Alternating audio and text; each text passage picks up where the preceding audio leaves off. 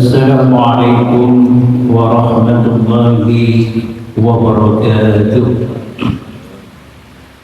الحمد لله الذي جل على الإنعام بنعمة الإيمان والإسلام، والصلاة والسلام على سيد الأولاد والآن محمد صلى الله عليه وسلم الذي هداه الله بالقرآن، وعلى آله وأصحابه والتابعين وتابعي تابعيهم الذين أيدهم الله بالقرآن. اللهم صل على محمد وعلى آل محمد.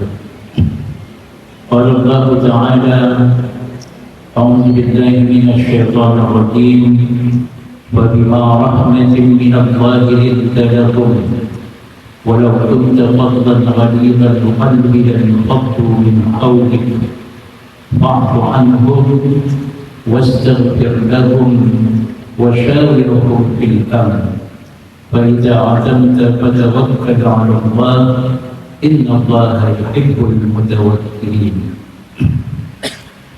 Ibu-ibu dan bapak-bapak, saudara-saudaraku, jemaah salat zuhur yang dimuliakan oleh Allah Subhanahu wa Ta'ala.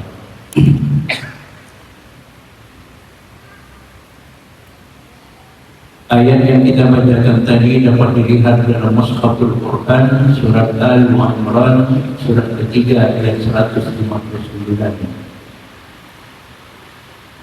Kita beri judul tazkirah singkat kita dengan Al-Mukhlisu atau Al-Mukhlis. Ibu-ibu dan bapak-bapak, ketika duduk bersama sahabat Rasulullah SAW bertanya pada sahabat, "Atadruna manil mukhlisu min ummati?" Tahukah kamu sekalian wahai sahabatku, siapakah orang yang mukhlis atau bangkrut di kalangan umatku? Para sahabat menjawab, "Al-mukhlisu ila man la yarhama wa la yaghfir." Orang yang bangkrut di kalangan kami adalah orang yang tidak memiliki dirham. Dirham itu mata uang, yang lainnya dinar. Kalau kita tidak memiliki rupiah, wala mata, tidak pula memiliki barang, rumah, kendaraan dan lain sebagainya. Itulah jawaban pada umumnya orang ketika ditanya siapakah orang yang bangkrut atau mukhlis itu. Rasulullah SAW pada kebiasaannya jika bertanya dia akan memberikan jawaban yang benar, yang hakiki. Nabi menyatakan, "Al-mukhlisu min ummati." Orang yang bangkrut di kalangan umatku adalah majati yaumal qiyamati, orang yang nanti pada hari kiamat ketika berkumpul di mahsyar dan diperlihatkan Jahannam, neraka Jahannam, maka mereka yatadzakkarul insanu ma sa'a. Mereka berupaya mengingat mendalam mendetail apa yang sudah diusahakannya agar dia dapat terbebas dari neraka Jahannam itu. Antara yang dimintanya adalah yati yawmal qiyamati bi sholatin. Dia sudah melaksanakan sholat fardu wajib atau sholat sunnah, dan juga meminta pahala wasyahin, pahala puasanya. Antara lain puasa yang akan kita tunaikan bagi yang mengikuti hisab 10-11 Maret, bagi yang mengikuti ru'yah, menunggu ru'yah, baik itu puasa wajib maupun puasa sunnah. Wa zakatin, dan juga pahala zakatnya, dan hanya zakat, infak, sedekah dan dana sosial keagamaan lainnya.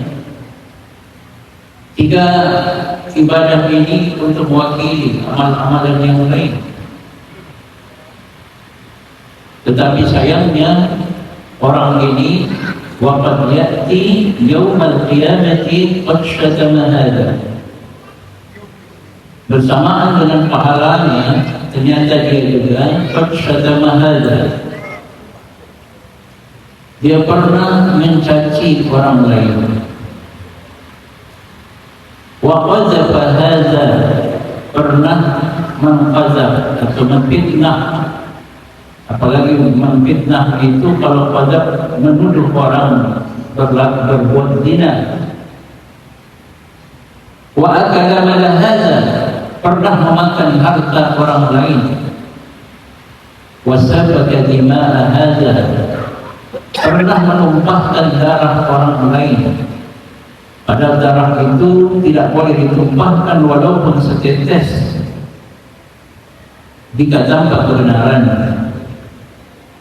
Wa daraba hadza, atau dia juga pernah memukul orang lain atau bahkan membunuh orang lain. Dan mungkin ini sebelum kita pemilu 14 Februari 2024 kemarin, mungkin banyak kegiatan caci mencaci, fitnah memfitnah, memakangi harta orang, memukul orang. Bagaimana penyelesaiannya di akhirat?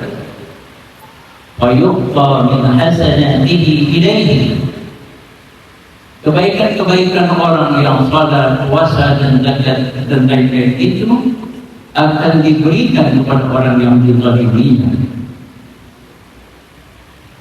Bagaimana seandainya kebaikannya habis? Ruddat jami'u sayyi'atihi ilaihi, maka dosa kesalahan orang yang pernah dizaliminya itu akan diberikan kepadanya. Jadi pahala sudah nol, ditambah pula dosa dari orang yang pernah dizalimi. Ini bukan transfer pahala dan transfer dosa. Ini adalah menuai hasil usaha. Nah, jika sudah demikian, summa udibat inna, kemudian orang ini akan ditempatkan di dalam neraka. Neraka yang azab paling ringannya diletakkan sebutir pasir di atas tanah, diinjak oleh seorang maka menggelegar otaknya. Itu paling ringan. Maka ibu-ibu dan bapak-bapak,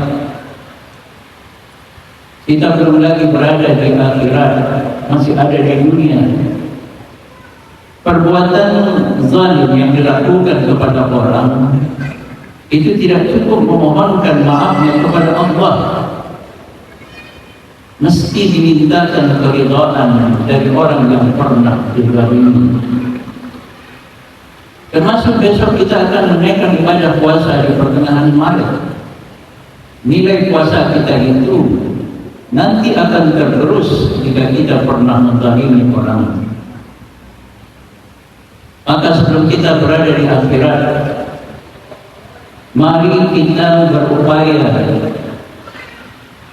memohon keridhaan dari orang-orang yang pernah kita zalimi. Dicari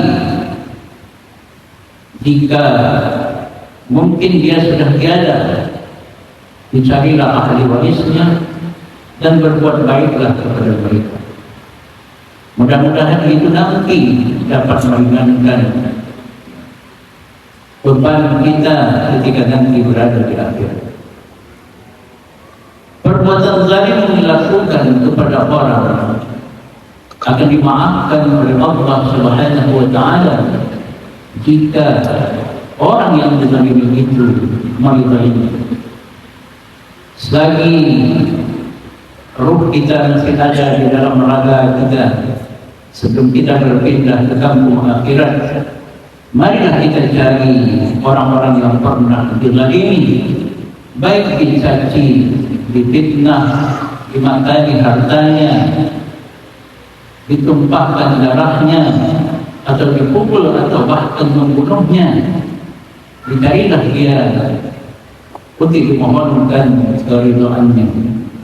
Semoga kita dengan puasa yang akan kita lakukan, dengan sholat yang sedang dan akan kita lakukan, dengan zakat yang sudah dan akan kita lakukan, nilainya menjadi baik, benar dan indah di sisi Allah Subhanahu wa Ta'ala, dan kita tidak menjadi pribadi yang muflis. Ibu-ibu dan bapak-bapak saudara kami muliakan oleh Allah Subhanahu wa Ta'ala, kadang-kadang orang datang kepada kita memohon maaf, tetapi kadang-kadang orang yang memberi maaf merasa dirinya lebih tinggi, kadang-kadang tidak mau memaafkan. Ada peristiwa di mana Rasulullah pernah memerintah sahabat untuk tetap berada di Jabal Rumah ketika perang Uhud, jangan turun sebelum diperintah turun. Ternyata sebagian sahabat turun karena melihat orang mendapatkan ghanimah atau rampasan perang. Maka mereka langgar perintah Rasulullah atau panglima perangnya dan mereka turun mengambil rampasan perang. Hampir saja Rasulullah SAW wafat, tercedera dan wafat ketika perang Uhud itu. Seharusnya baginda SAW itu marah karena arahan panglima tidak diikuti oleh prajuritnya. Tetapi dengan kasih dan sayang yang disemaikan oleh Allah di dalam kalbu Nabi Muhammad, maka Nabi Muhammad SAW diarahkan oleh Allah, fa'fu anhum, itu orang-orang yang bersalah kepadamu itu, maafkan mereka. Ternyata tidak hanya maafkan, mereka itu berdosa. Wastaghfir lahum, mohon ampun kepada Allah untuk mereka. Sudah dimaafkan, dimohonkan ampun kepada Allah untuk mereka. Maka jika kita nanti berada pada posisi orang yang akan memaafkan, ingatlah cerita Rasulullah SAW itu. Karena jika kita tidak mau memaafkan orang dengan wal ya'fu, memaafkan wal yasfahu, berlapang dada, Allah ingatkan kepada Abu Bakar, dari saat Rasulullah SAW, wahai Abu Bakar, bukankah kesalahan dan dosamu juga banyak? Ala tuhibbu ayyaghfirallahu lakum, bukankah kamu juga ingin dosa dan kesalahanmu itu juga dimaafkan oleh Allah Subhanahu wa Ta'ala? Maka jika kita berada pada posisi pemberi maaf, ingatlah apa yang terjadi pada Rasulullah dan terjadi pada Abu Bakar itu, agar kita nanti sesama muslim tidak menjadi muflis ketika berada di akhirat nanti. Camkanlah. Assalamualaikum warahmatullahi wabarakatuh.